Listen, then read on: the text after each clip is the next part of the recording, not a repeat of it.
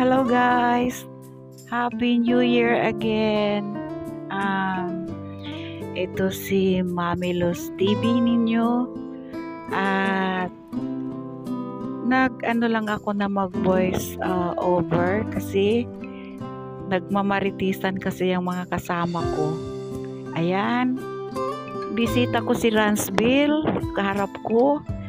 Next to Ransville ay ang kapatid ko na nakabalik din dito sa Hong Kong. At yang nasa gitna namin ay pamangkin namin. Bali, malalaking tao. Ewan ko ba bakit nagtatabaan ngayon na nandito na kami sa Hong Kong. Ayan, madami kaming niluto. Hindi ko na nilabas yung iba kasi mga gutom na, gusto nila yan lang ang kakainin. Bali, banding namin yan anong New Year. Kasi 2 days holiday. Kaya ayan, nagkasundo na dito sa aking bahay matulog. So ayan, hindi na lang ako mag-voice over kasi hindi na lang ako music para at least maintindihan nyo kung anong sasabihin ko. Ayan, mga gutom na yan, kaya kain ng kain dahil may plano kami na mamaya dahil countdown ng midnight countdown dito sa Hong Kong. Dahil noong nagkaroon ng pandemic dito sa Hong Kong ay tawag dito, walang mga fireworks. Kaya na pagkasunduan namin na pupunta raw kami doon. So ayan, nagsikainan muna dahil mga gutom na yarn. Yan, yung isa, yung kinukuha ni Ransville ay pansit sa amin, pansit na yung malalaking hibla. Yan. Yung sa harap ko naman, tawag dito, niluto ng pamangkin ko na spaghetti. Yan. Tapos may dala si Ransville na ano ba yon? Yung dalawang dish na yan, dala ni Ransville yan. Kaya hindi ko alam kung ano yun, nakalimutan ko.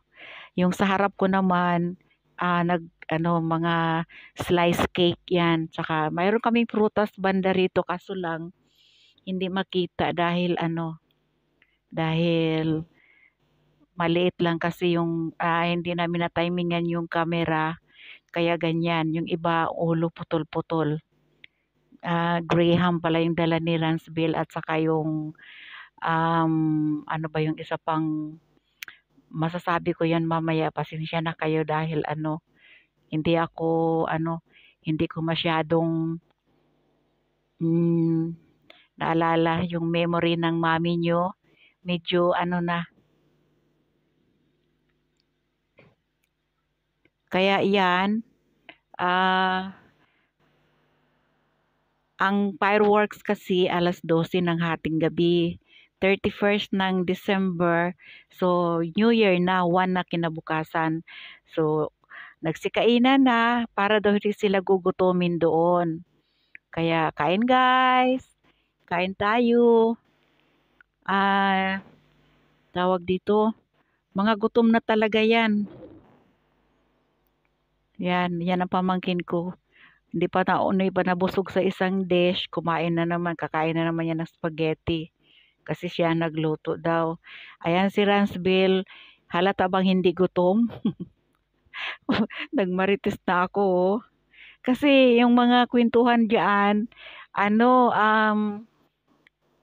nakakatawa lang, kaya hindi ko na lang dahil part of the Philippines ang kwentuhan diyan. Kaya para ma-explain ko kung ano yung mga yan, ganyan lang kami. Kasi wala akong boss ngayon. Umuwi sila sa kanila. Kaya ako lang mag-isa. Supposed to be uuwi rin ako every Christmas. Kaso lang alam nyo na mayroon pa akong mga check-up sa hospital. So, hindi na ako nag-decide na ako na hindi na muna uuwi at ano, inaantay ko yung tawag ng hospital para makapunta ako. Kaya ayan na, hindi pa yan, matatagal pa yan guys kasi mga susulitin daw nila kasi daw baka pagdating namin doon, gugutumin na naman daw sila. Ay ang maganda kasi hindi masyadong malamig. So naka-ano lang kami pero ang hindi ko alam pala pagdating doon pala sa fireworks, ang lamig pala at saka ang daming tao. Kaya ako nag-voice over na lang para ma-explain ko sa inyo yung mga gusto kong sasabihin.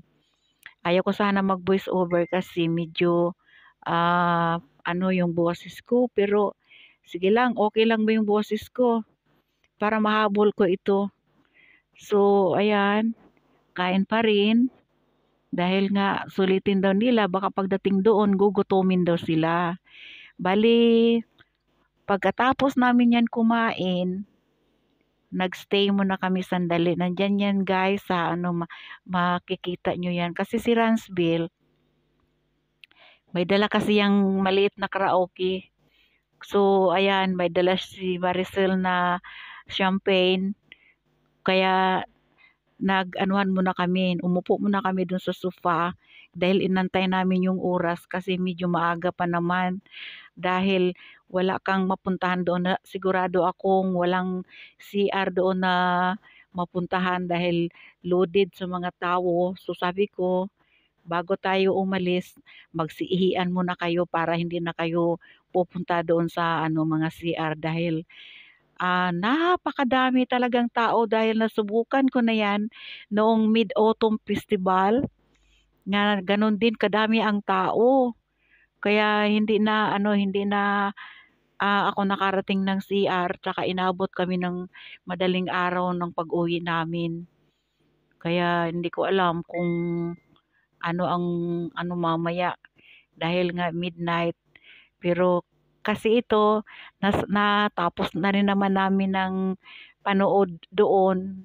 Late na ito na ni voice over ko. So daming tao guys. Grabe. Dahil 4 na bards ang ginamit ng Hong Kong para sa fireworks nila. At saka 12 minutes lang naman.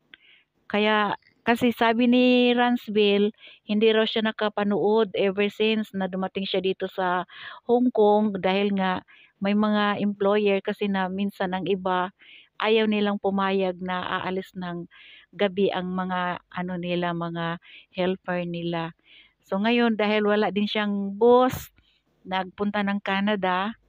So ayan nag-decide kami na sige, although ayaw ko sanang sumama kasi nga gabi na kasi at saka malamig sa labas. Kaso lang naawa naman ako sa kanila kung hindi nila alam kung saan sila pupunta. Kaya sinamahan ko na lang, nagpunta na lang kami. Mga siguro umalis kami niyan mga 10 PM na. Tapos, pagdating namin doon, sus grabe guys, nakita nyo naman sa sa mga short videos ko na pinadala. Ayan, dala na ng pamangkin ko sa lamesa yung kaldero na nilagyan niya ng sauce ng spaghetti niya. Ganito pala guys, pag wala na palang pagkain, kasi nung bago sila umalis, pinadala ko na sa kanila yung, ay Maha Blanca pala yung dala na isa ni Ransville. Pinadala ko sa kanila yung mga tira-tira kasi nga busog na daw ako. Nung umalis na sila, bigla akong nagutom. Buti na lang tinirhan nila ako ng spaghetti. Ganun ba talaga yung mararamdaman mo pagka nasa actual busog na busog ka pag wala na pala hahanapin mo. Kaya yan, yung nasa na yan, na spaghetti, mayroon pa sa kusina. Doon ko sila pinadala ko dahil nga sabi ko okay lang ako. Nagutom ako nung umalis sila. Ngayon, ang ginawa ko, nag-ano na lang ako na may natira naman ng konti. Yun na lang ang kinain ko. Saka uminom ako ng warm water. Kaya guys, ang buhay ng isang OFW dito kung kung ma-istrikto ang amo at saka maraming bawal, mahirap talaga guys. Sa awa naman ng Diyos at ang mga amo ko naman ay umuuwi naman sa kanila.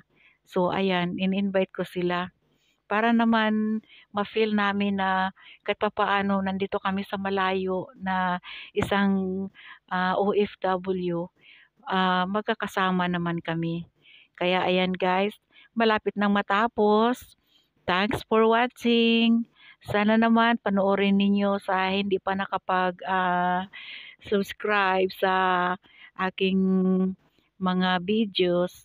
Please do subscribe and likes para naman para madagdagan naman at magiging inspirasyon ko sa aking pagbablog at para naman maaaliw ako at hindi naman ako masyadong mai-stress. Kaya salamat guys sa panunood at see you on my next vlog. Yan, nanghingi pala yan sila ng mainit na tubig guys kasi nga para daw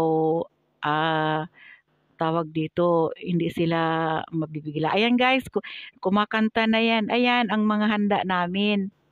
Kasi umpisa pa lang yan, mga gutom na. Ayan, ayan muna ang nilabas ng pamangkin ko. Kaya, ayan, may prutas din kami. Ayan, si Ransville. Ako naman talaga ang pupuntahan yan dito habang pag wala siyang amo sa akin talaga yan. Kasi mabait talaga sa akin yan. Okay, bye guys. Bye.